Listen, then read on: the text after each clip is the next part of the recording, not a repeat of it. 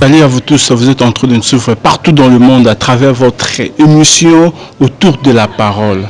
Autour de la parole, c'est une émission caractère religieux que nous recevons les hommes de Dieu pour parler par rapport à l'œuvre du Seigneur. Aujourd'hui, nous sommes avec un serviteur de Dieu, le prophète Patim Balazam par la grâce. Il est le visionnaire, le représentant légal d'une grande communauté chrétienne, Rehoboth, Cité de Paix.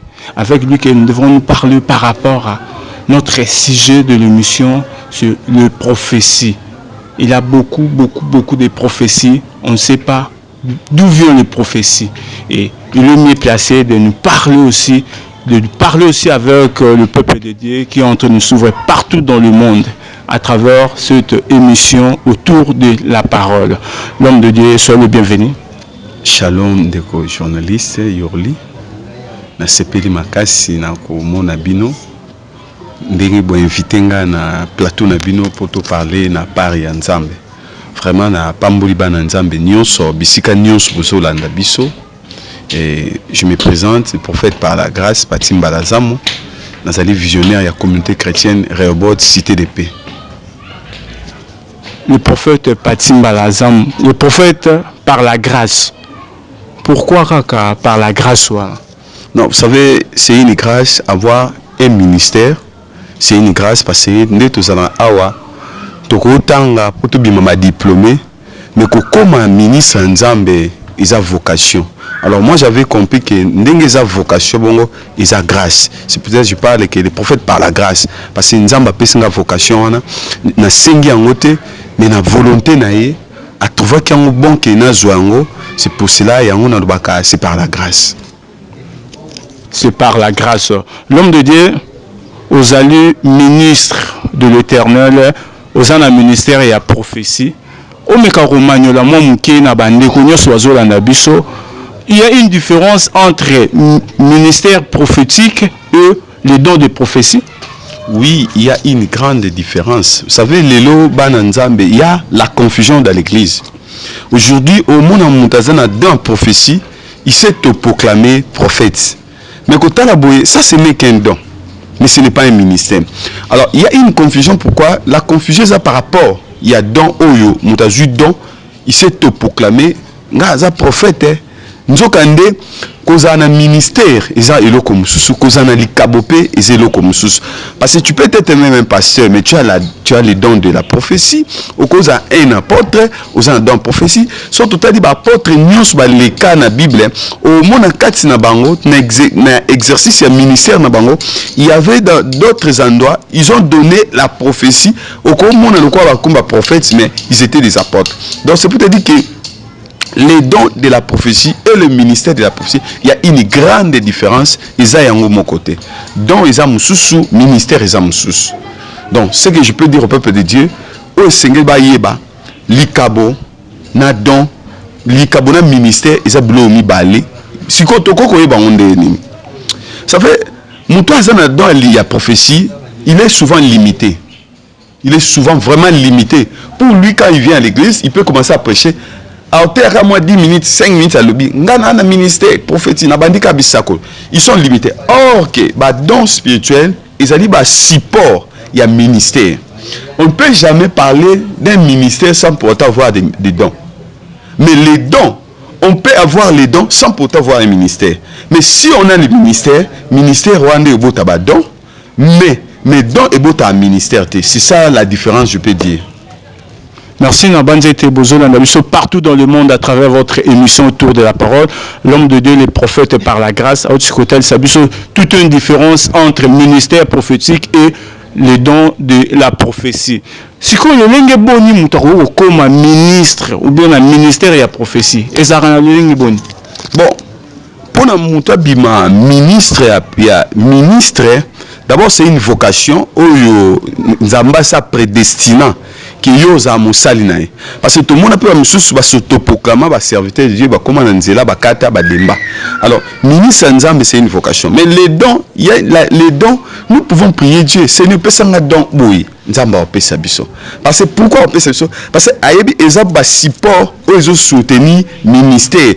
Nzamba pesa nga don ya kosako. Pesa nga don boy Nzamba pesa. Mais ministère ils ont déjà ils ont une vocation, ils ont prédestiné oh déjà na wuta libumu ya onzamba bina Jérémie ya moyo botama et si na ponayo na consacrayo prophète des nations. C'est ça la différence. Donc cause à la ministre nzamba botama. Alors il y a aussi des ministres lilo otokoba ministre par alliance. Par alliance ça veut dire quoi? Pasteur a formé ba na talabité na consacré bino ba ministre. C'est par rapport à l'alliance il y a Moussal Nanzam. Il y a un autre qui dans la Bible au monde Nzamba c'est Josué malgré Moïse azate mais abengé serviteur de Moïse. C'est pour te dire que Josué na monde te mais na monde ministre na yo. Na monde ministre Ozaki Moïse.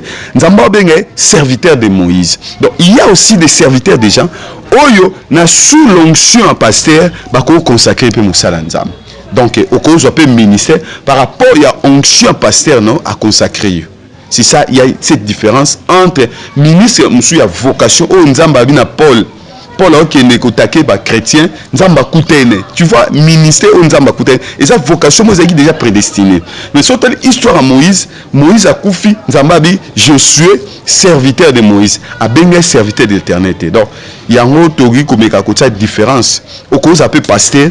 Aux alara na yo nzamba benga te mena alliance ya pasteur non ya mo bible zolo ba nzamba bina Moïse na ko longola onction za katina na ko tsango pe pa ba sal na po ba aider na ministère ya mo mona ka tonto moni pasteur bimisi ba serviteur o bazu soutenir vision na yo wana ba serviteur wana o ba kozala obéissant ba ko s'épanouir mais o ba ko se proclamer soki ezaki na se alliance ya pasteur na ye bako échoué. Il y a un moment où on a dit bakati pour nani ba se proclamer na parcours wana ba ça quitter.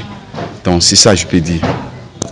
Merci le prophète Patim Balazam na ndengo tikota lisabiso na o etali ministère de l'Éternel et toujours ko baka na maso na biso, lokola Mose na Nzambe le prophète.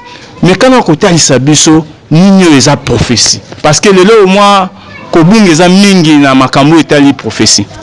Oui, Kobunga eza mingi vraiment, il y a un côté désordre de ma case passée. C'est ce que je parlais. Il y a beaucoup de gens, ils ont les dons, ils ont cru que c'est un ministère. Alors le fait que ces dons-là, ils ont un ministère, moutake ça l'église par rapport à dons, a créé désordre. Mais mouto a un ministère est pour nous orienter, pour nous encadrer, pour pétrer peuple malade pour ne pas dérailler. Alors, il y a toujours le désordre des amakas. Ok, la prophétie, c'est rien que le message au Nzambe à l'obéli moutou pour à transmettre. Alors, un prophète, un ministère prophétique, à quoi qu'on soit prophétie, même par rapport à Nati. Le Seigneur a encore un hôtel, c'est même Nanzila Nati. À partir de nature, à passer un message, un message en décointel. C'est ça un prophète. Un prophète, à ça côté là, à ce un message où il y a temps, puis où il y a comment, puis où il y a les cas pour l'édification encore de Christ. Mais un mouton à ça dans la prophétie, lui vient que quand il donne son message, c'est fini. Dans le Bible, nous avons pas une semaine où $50. Dans une semaine où mercredi, on peut $50. Quand il donne ce message là, c'est fini. Accomplissement du message est side. Tu vois le rôle les dons des prophéties. Mais un ministre a péché un message à Talisio. Nous avons pas 50 yuan. Mais dans 50 yuan, nous avons lingi pour comment bouer. A péché na ba ligne de conduite oyo et orienté oyo ba kobatela. Il y a un tolobi kenini.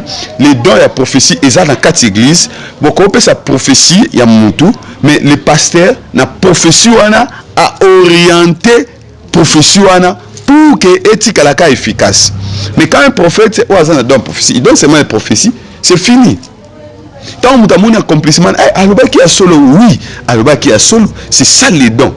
Mais il y a une grande différence. Alors, un prophète dans un ministère, il y a une différence dans mon don. Celui qui dans un ministère, au quand même enseignement, tu vas sentir que non, ça c'est Dieu. Azako orientenga, azako edenga, azako pambola ngai. Mais un prophète azaka na don ya temna che. Nzamba lobi boy, nzamba lobi. Des pas bandi nzamba lobi, nzamba. Oui, c'est Dieu qui parle. Mais ça ce n'est qu'un don. Ces dons là ne s'arrêtent pas là. Ça demande ezaliko. Et là comment ezaliko les a ministère pour aider malam. Mais ministère ils ont appelé ce logo ezaliko, mais ministère ils ont appelé ça yakobota makabo pour soutenir. tant aux prophètes aux ministère prophétique na kati ya bakabwana robota ba parole de connaissance nous sommes dans il y a guérison il y a un ministère ebotaka mais dans ebotara et l'autre mon côté dans épée ça c'est fini donc ils en a pour ça bon orientant mais ministère ils en pour ça orientant c'est ça ce que je peux encore parler. Merci Tozo Kobana le prophète autre côté de Sabiso ba bengi prophétie mais na komona lelo yo bino basel na Nzambe et surtout les prophètes vous en moi cause il y a ba séparation belé au pesi prophétie suivi na ngozalité yo lobika roké après ba degré salami au nom le banini par rapport ya ba prophète lelo ba pandi ba mabala ba bimisi bana ba balabala ba fazer likola prophétie prophète ayaki alobi mwana boazandoki. C'est ce que je peux dire aux gens au Barolanda émission oyo vraiment so landiango intéressé bande comme sous bolandango et ko aider bato ebele na ebiki bato ebele ba kolandango lelo oyo les hommes de Dieu au bazar à la base c'est tous les prophètes au bazar à la base il y a ba séparation il y a ba division. Pourquoi? La plupart de ces gens-là ils n'ont pas de ministre, ne sont pas des ministres plutôt, mais ce n'est que les dons. Il s'est proclamé. Même nous les hommes de Dieu, nous commettons aussi des erreurs. Pasteur attend l'église. Alors ta prophétie ma casse. C'est qu'on a don prophétie. Il y a de prophétie ma casse. A consacrer mutu oyo azana don. Alors comme conséquence yangwana. Yangomoni un prophète a coopé sa prophétie pas a pesika prophétie nzamba lobi boui. Lui il donne ce que Dieu a dit. Mais nous sommes mais mutu azana ministère prophétique, azana don prophétie quand il voit un message à quoi la manière à sa message na mutu azana don il y aura une grande différence. Mutu soit cause na likaba prophétie mbamo pa yabi nzamba ta singa intel azandoki. Oui effectivement azandoki. Il s'arrête par là. Mais mutu azana ministère prophétique tant nzamba ta lissier à couper ça na ba piste il y a solution pour que et même ma conséquence néfaste était. Il y a un monde lelo oyo mani orienté il y a ba prophète il y a un lelo ba créer ba dégâts et même voire même ba comme incrédule parce qu'ils ne savent pas orienter localiser les messages. Mutu opé ça ka message na un message boy nzamba lobi boy non oui nzamba lobaka mais nzamba azoloba na moment nini na temps na circonstance parce que et pas nzambe moment nyonso er nyonso jouaka rôle moko important parce que nzamba go pambo na 12 juste mutu muso pambo na 12 1 minute muso pambo na 12 2 minutes donc c'est ça Dieu. Donc les hommes de Dieu les prophètes par les dons, moi je précise ce sont les prophètes par les dons oh baza cause ya ba famille belé lelo baza cause ya ba séparation belé baza cause ya ba divorce belé ce sont des prophètes pardon. Alors yo landa biso so okutana peut-être na prophétie moko boy comprendre que mutu appelle sa prophétie na il n'a pas le ministère, ce n'est qu'un don. Yango wana lelo ba belé baza ba bala parce que ils a ba prophète ya don non un ministère ba bazo créer ba makambo. Les prophètes par le don et non les prophètes par le ministère. Ndenge le prophète Pati ya Ochikoloba sikoyo na komona makambo ezo sala mawana yo lokola mosakoli na nkolo na ngo pesa message na ba oyo bazo pratiquer ba pratique oyo ya kopesa ba prophétie ya mabe de façon qui apanza de façon quand intérêt moko boye ya kenaye. Mon message na ba jar ya ba prophète wana. Oui, vous savez là où il y a le vrai, il y a aussi le faux. Là où il y a le faux, il y a aussi le vrai. Alors, on peut donner un message et pas Batouana, tout comme Bakoko Yambon, Bako Boya. Mais ce qui est important, n'est pas peuple de Dieu. Tant qu'on écoute un bajar à Batubongo, il faut un esprit à discernement. Au sein de Nzamba, peut maturité. Ça veut dire ceux qui chrétiens a commis mature, on a su remporter dans bas sentiment. On a su remporter atteindre la prophétie. Même si la prophétie est à bongo. Toka ko na Bible nzamba bi Ézéchiel sala tesamo okufa prophète azobima mais nzamba ya azongi ka pa nzambe souviens-toi de moi tala nzambe tala nzamba zongi si mutu. Pourquoi? Et le connaît sali que nzamba zong c'est le même prophète wana, c'était la maturité. Il y a les chrétiens aujourd'hui tolinko kolaté mais nous venons seulement à l'église yango mondelo bazo manipuler ba chrétiens est en église ba sakola pona nga nazwa ka miracle nazwa ka eloko na luka c'est ça et muto bongo pona ye côté ya liloba nzambe zo le belo côté mais ye pona ya linkaka miracle. Alors, il y a beaucoup de gens, les lots des prophètes, comme si l'ikabo, la fond de commerce, il y a les lots sur tous les prophètes, la plupart des prophètes, et ça n'a pas prophète, c'était l'équipe ministère pastoral. Tout le monde a grand pasteur, tout le monde a grand évangéliste. Ils ont les gens au bas dans le ministère où ils ont la prophétie. Mais tous les prophètes montent dans le Congo précisément, au point qu'on a célèbre le coup l'évangéliste qui dit Amina, tout le monde a évangéliste Coutinho, général Sony, tu vois. On va pas prophète, mais le ministère au bas dans et ça qui va épater makasi qu'on les kaba prophète. Je ne sais pas prophète mon Congo ko ba pe a épata Congo mon bazate. Pourquoi? La plupart des prophètes ceux qui va jouer dans comme ça un fonds de commerce. Alors, le corps va saler un fonds de commerce. Au lieu de rémunération par Nzambe, bango moko baza komi futa ya on va limiter. Yo ko kanisa aux $1,000. Yo monike ah, Dieu m'a bénité. On mi futi. Mais il fallait oser là, Nzamba futa yo. Ya on mon lelo oyo, bazo kene musikate, bazo tika la ka asima. Tout le monde a un ministère pastoral, tout le monde a un ministère. Et ça quoi avancer? Et ça quoi avancer? Et ça quoi avancer? Pourquoi? Ils ont, dans ces ministères-là, ils ont compris que c'est Dieu qui paye. Nous devons se soumettre quand mais la plupart des prophètes par les dons, baza komi futa bango moko, yango moni, ato ke poteza obongate. Yango moni bazo tourner en rond. Donc conseil na on peut s'amener na bana nzambe, baza un esprit à discernement, ba comprendre que ko comprendre le banza, baza ba luka intérêt à nzambe qui intérêt à prophétie ou à miracle. D'autre part les appels bana nzambe bango moko bazo luka ba prophétie parce que moi je le connais d'autres personnes ailleurs en église pour prophète à loba. So prophète à lobité c'est il a té bien té. Y avant bima faut prophète à loba bisakol ponaye. D'autre part, les abans ont créé Babiloko. Même les chrétiens, les hommes de Dieu, les fidèles, moussoussou, comme ici, les faux prophètes, les faux serviteurs. Atalika, alors on a fait sa prophétie, on dit mangate, na le barrel ka morboin, na on a bitumba, na on a baoyi bayo et bangisa. Aujourd'hui, tout ça ba prophétie mingi au bangisa.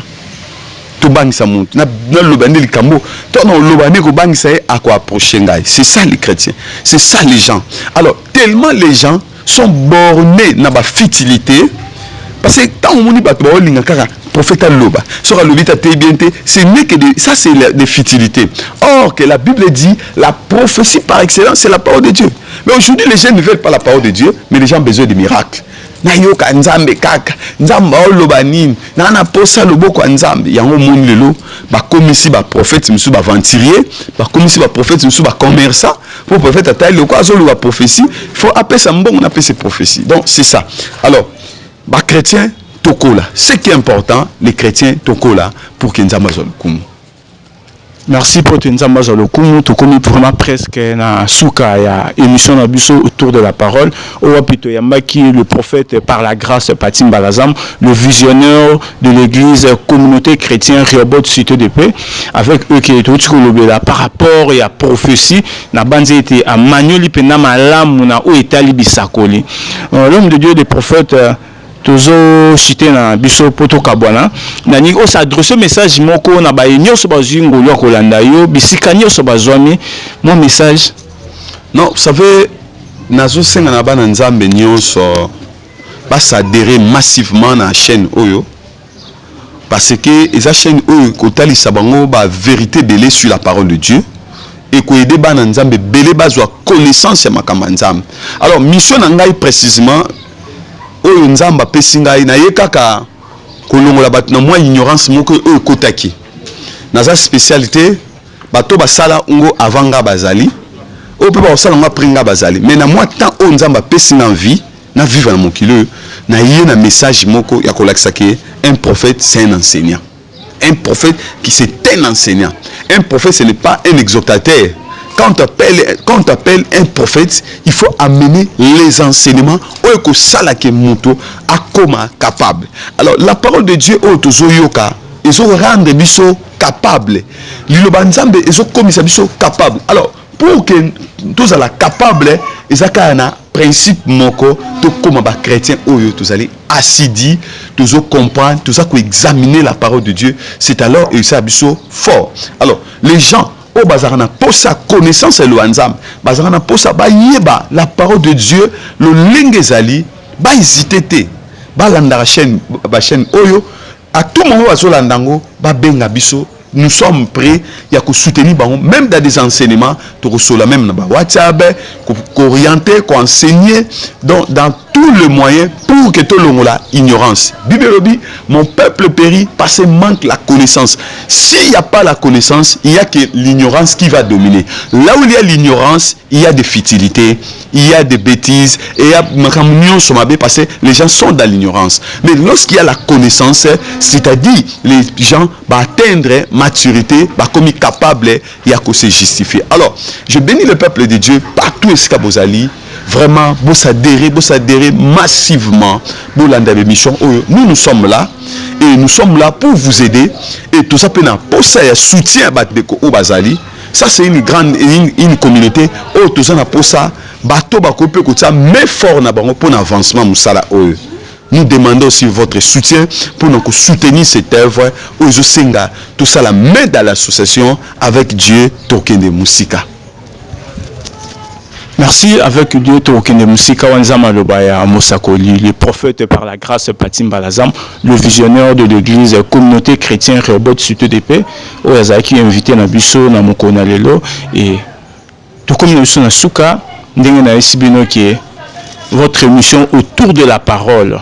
Ou apito yamara basal nanzambe natina ete koloba ainsi dit l'Éternel. Nous sommes en train d'évangéliser à travers les médias na bionyo sobozolanda biso partout dans le monde na pesi bandeko nyo sobozolanda biso na France Bodak Tukeba Charlène Vana na bosanito Gilles Yambenga binonyo sobozolanda biso na Tunisie na bosanité Martin Ngalula boza toujours branché na chaîne na bino et puis na émission na bino autour de la parole. Tikete nzamba za lokumu to monani Nikolazai Koyana invité Mususu et na robot sanateur Valé Vankiaku adoté Mtazana Sima ya caméra et puis équipe technique Mobimba ya émission autour de la parole. Nzamba Zanabino tout le monde a un numéro Mususu et puis na invité Mususu.